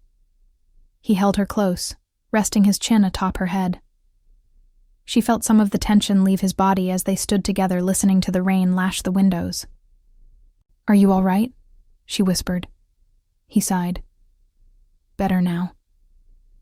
Pulling back slightly, he traced a finger along her cheek. I'm sorry if I woke you. Things have been complicated. She wanted to say he didn't have to apologize, but instead she mustered her courage. Let me in, Dante. Please. Don't carry it all yourself. His eyes searched hers, conflict evident. I just want you to be safe and not worry more than you already do. I worry more when I'm left in the dark, she countered gently. I know I can't fight your battles, but I can at least carry some of the fear with you. Dante closed his eyes briefly, then nodded. He led her to the leather couch and they sat, still holding each other. Quietly, as the storm raged outside, he told her what weighed on him. Petrov's forcing my hand. We have intel he might try something drastic soon. My allies think if we dangle what he wants, we could draw him out into a trap. His jaw clenched. They want to use you as that bait, leak word of your location, set a false security lapse, then snare him. Natalie inhaled sharply. That's incredibly risky. I refused, Dante said immediately, voice low and fierce. I will not put you in harm's way like that. Not when we can find another way. I couldn't live with myself if something happened to you. Emotion tightened her throat. But if he's never drawn out, does that mean you'll always be fighting from the shadows? Always looking over our shoulders? Dante's silence was answer enough. That future was unacceptable. They both knew it. Natalie realized with a mix of fear and resolve that perhaps she had to do something after all. She took Dante's hand, lacing their fingers. Hypothetically, if you did go with their plan, do you think it would work? Would Petrov come? Dante looked at her sharply. We're not entertaining that, Natalie. She squeezed his hand. I'm just asking. Would he take the bait? Dante hesitated, then relented, because he could see she'd think on it regardless. Likely yes. That man is obsessed with not leaving loose ends or being bested. If he thought he had a shot at grabbing you, he'd make a move. His eyes flashed anger at the mere idea. But it's too dangerous. Even if we had a controlled setup, too much can go wrong. I nearly lost you once. I won't risk it again. Natalie's free hand rested on her belly. A maternal protectiveness warred with her desire to end this threat once and for all. Could she risk herself and by extension the baby? But she'd have Dante's forces protecting them during the trap, presumably. And if it succeeded, the baby's future would be secure.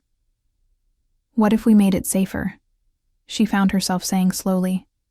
Like, double layers of protection, backup plans. I wouldn't be alone. I'd be guarded but visibly present to lure him. Dante was already shaking his head. Natalie, no. I understand your bravery. But no. She turned toward him, taking his face in her hands so he had to see her determination. I don't want to live in fear, Dante. I don't want our child to live in a fortress forever. If drawing Petrov out means this ends, maybe it's worth the risk. Her voice trembled on the last part, because God, the risk terrified her. but she remembered her own thought weeks ago. I will do whatever it takes to keep you safe, little one. This was an extension of that promise, facing danger now to ensure a safer tomorrow. Dante grasped her wrists gently, removing her hands from his face to kiss her palms one by one. You are the bravest woman I've ever met, he murmured, eyes glistening with emotion. And the most precious thing in the world to me. That's why I can't agree to this. I know you want to help end it. But if something went wrong... His voice broke slightly. I couldn't live. Neither could our baby, likely. It's not just about you. It's about them too. He placed a hand reverently on her abdomen. Natalie's resolve wavered at that. He was right. It wasn't just her life. It was their child's too. She felt tears slip down her cheeks, frustrated and scared and touched by how deeply he cared. She leaned into him, and he enveloped her in a protective embrace. We'll find another way, he whispered into her hair. I swear it. They stayed like that for a long time, comforted by each other's presence. Eventually he coaxed her back to bed, even though he himself wouldn't sleep. Just rest, my love, he urged as he tucked her in back in her room, Hallie softly snoring in the adjacent suite, oblivious to the drama. I'll be here when you wake. He kissed her forehead as she closed her eyes. Natalie did fall asleep again, exhausted by the emotional storm. In the morning, Dante was indeed there, but only briefly. Just long enough to assure her that plans were afoot and she shouldn't worry. Try to have a peaceful day with Hallie, he said over breakfast, brushing a kiss to her knuckles. You'll be safe here. I have to step out for a meeting, but Marco and 10 others will be on the grounds. She hated how formal he sounded, like he was already mentally in battle, but she mustered a smile and squeezed his hand. Be careful, she reminded, her brown eyes conveying everything she felt. Come back to me. He nodded, understanding. Always.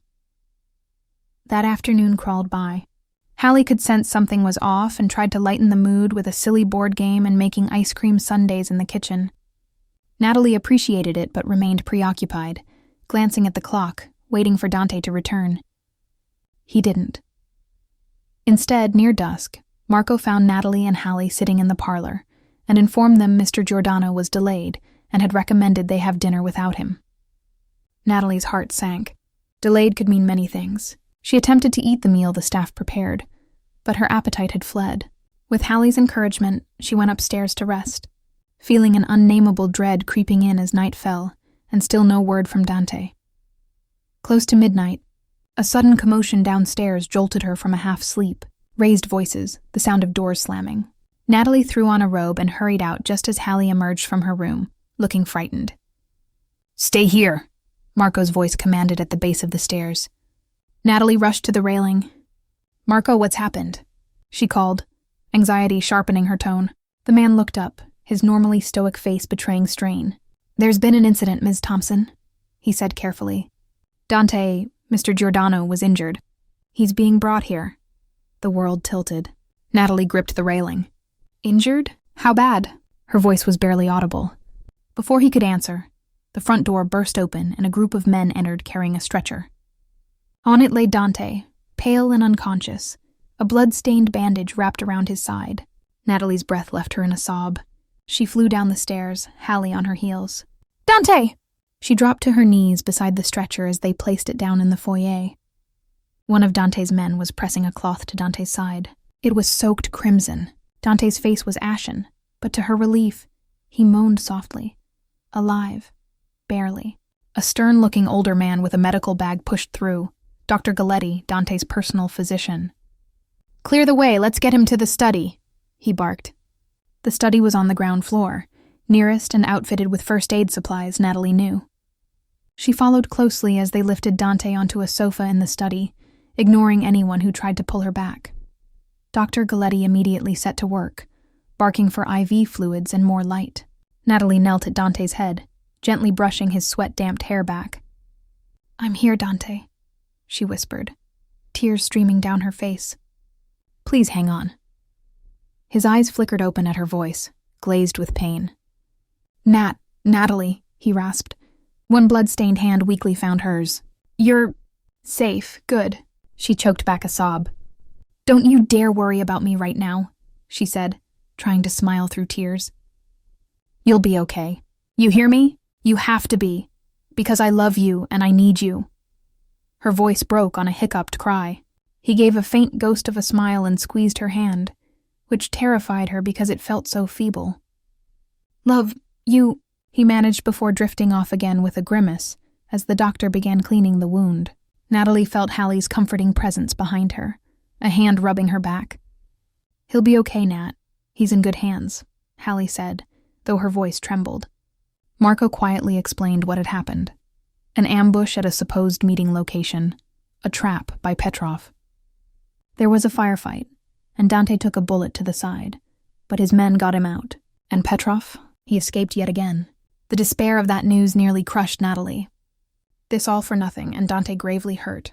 For the next hour, Natalie refused to leave the study, watching with held breath as Dr. Galletti and a medic performed minor surgery to extract the bullet and suture the wound.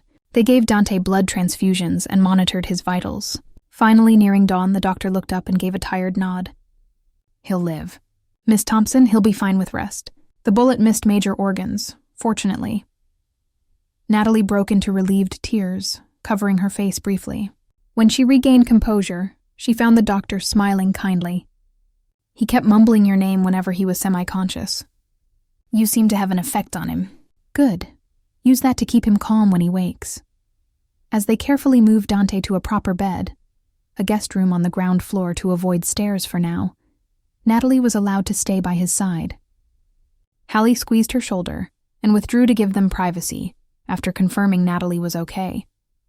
Natalie sat vigil at Dante's bedside, holding his hand through the morning as his anesthesia wore off.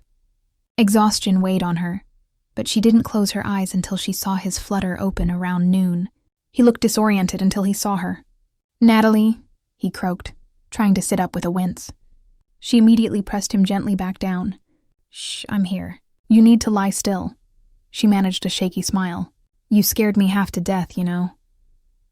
He exhaled, some tension leaving him at her presence. Sorry, he whispered. His free hand drifted to her abdomen, checking. You baby? All right? She laughed softly through tears. We're fine. We were safe like you wanted. She brought his hand to her lips and kissed it. Now focus on getting better, please. Dante's eyes welled unexpectedly. I thought I wouldn't see you again, he confessed haltingly. All I could think of was you. Natalie leaned over and kissed him tenderly, brushing his hair back. You're stuck with me, Dante Giordano. I'm not going anywhere. The days that followed were a slow recovery for Dante. He chafed at being bedridden, but Natalie rather enjoyed fussing over him for once, making sure he ate the bland soups the doctor ordered, reading aloud newspaper snippets to keep him entertained, and carefully omitting any alarming news. Hallie proved an invaluable source of levity, quipping that a bullet wound was one way to get a vacation. Dante even chuckled at that, which made Natalie's heart soar, hearing that sound again. While Dante healed, his men continued the hunt for Petrov. Natalie overheard that the failed ambush had at least narrowed Petrov's hiding spot. It seemed the climax was nearing. She felt a strange calm. The worst had happened, nearly losing Dante. And somehow they got through it. On a crisp morning 2 weeks later, Natalie was helping Dante slowly walk a few steps in the garden, doctor-approved light exercise, when Marco came briskly toward them, face triumphant. We got him, he announced simply. Petrov is finished. Dante halted, gripping Natalie's arm for support as much from the news as the exertion. Dead? He asked. Marco nodded.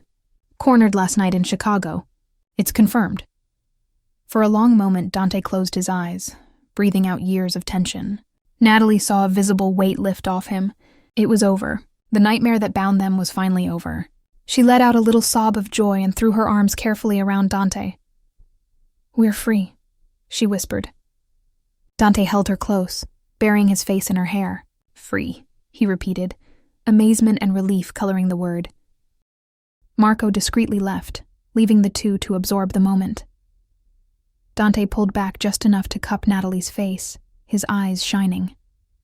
Now we can truly start anew, he said softly. She nodded, tears rolling. He kissed them away one by one. then captured her lips in a loving kiss under the bright autumn sky. In the weeks that followed Petrov's demise, life took on a golden hue of hope for Natalie and Dante. They returned to Manhattan only to finalize a few things, including Natalie's resignation from her job, with a generous thank you bonus courtesy of Dante, and the sale of her old apartment. There was nothing there for her now. Her life was firmly entwined with Dante's. They decided to make the estate their primary home, at least for the foreseeable future. Natalie found she loved the tranquility and beauty of it, and Dante was more at ease knowing layers of security were naturally in place for his family. Hallie stayed long enough to be introduced to one of Dante's charming cousins, and sparks flew. Natalie had a feeling her friend would be visiting often. Late November arrived, and with it, the first dusting of snow on the pines around the lake. Dante had recovered well enough to resume light work, to his relief, and he and Natalie fell into a gentle routine of preparing for their baby's arrival. They turned one of the manor's sunny rooms into a nursery, painting the walls a pale yellow and filling it with the furniture Dante's enthusiastic sisters sent as gifts. One evening, after a quiet dinner by the fireplace, Dante led Natalie by the hand to the library. "I have something for you," he said mysteriously. She laughed as he made her cover her eyes while he positioned her. "Okay, open." She gasped. Before her, the once empty corner of the library now housed a small bookshop-like nook.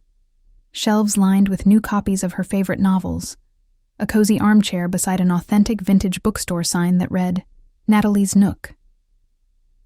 "Dante, did you build this for me?"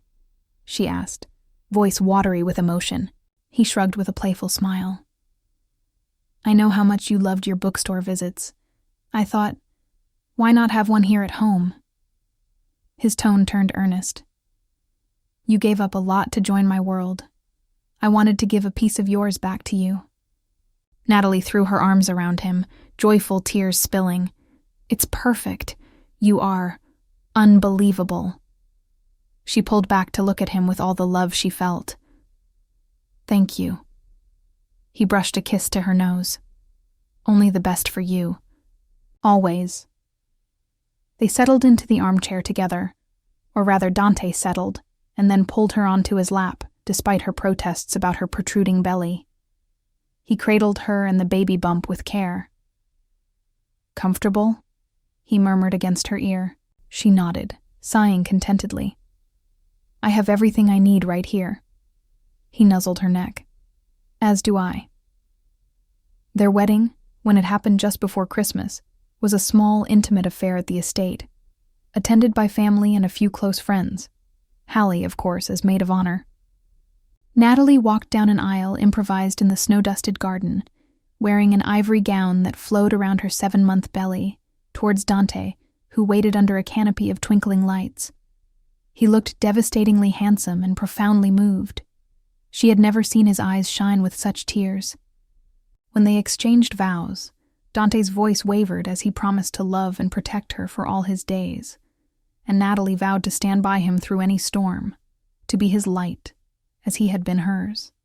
As they sealed their marriage with a tender, lingering kiss, applause and cheers rang through the crisp winter air. Natalie felt the baby give a little kick, as if in approval, and she laughed against Dante's lips, whispering the news to him. His face lit up in wonder. It was an auspicious blessing indeed. That night, cuddled together by the fireplace with cocoa in hand, they reflected on the whirlwind that had brought them there. Who would have thought a routine checkup would lead to this? Natalie mused, leaning her head on her husband's shoulder. The firelight danced in her eyes. Dante chuckled. Fate works mysteriously. What began as a mistake turned into the greatest fortune of my life.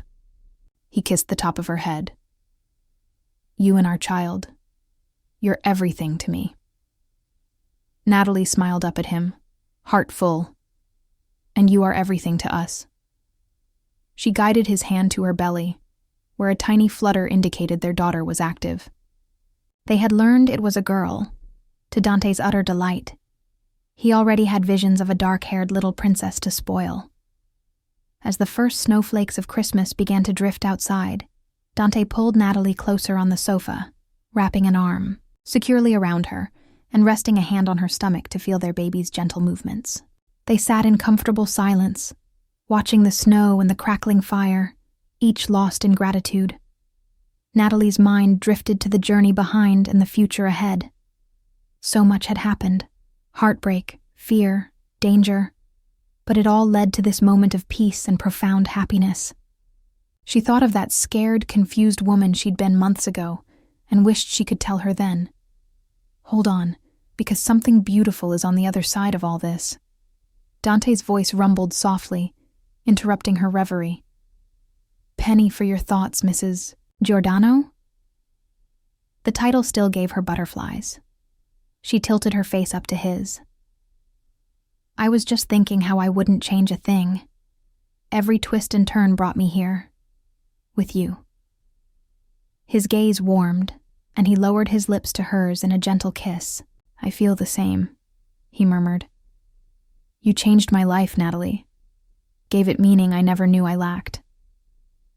They shared a smile, that special smile of two souls who had walked through fire and come out the other side stronger and together. As the evening wore on, Dante fetched a well-worn book of poetry from the shelf, one he'd often read to her on cozy nights. In his deep, soothing voice, he began to recite a verse about love conquering all obstacles. Natalie closed her eyes, snuggling into his embrace, letting his words wash over her like a soothing melody. The baby gave another content kick, as if soothed too by her father's voice. Natalie realized she had never felt so completely content. The shadows of the past had finally been chased away, leaving only the glow of a bright future. She and Dante had found an extraordinary love in the most unlikely way, and now nothing would ever break the family they had forged through courage, loyalty, and love.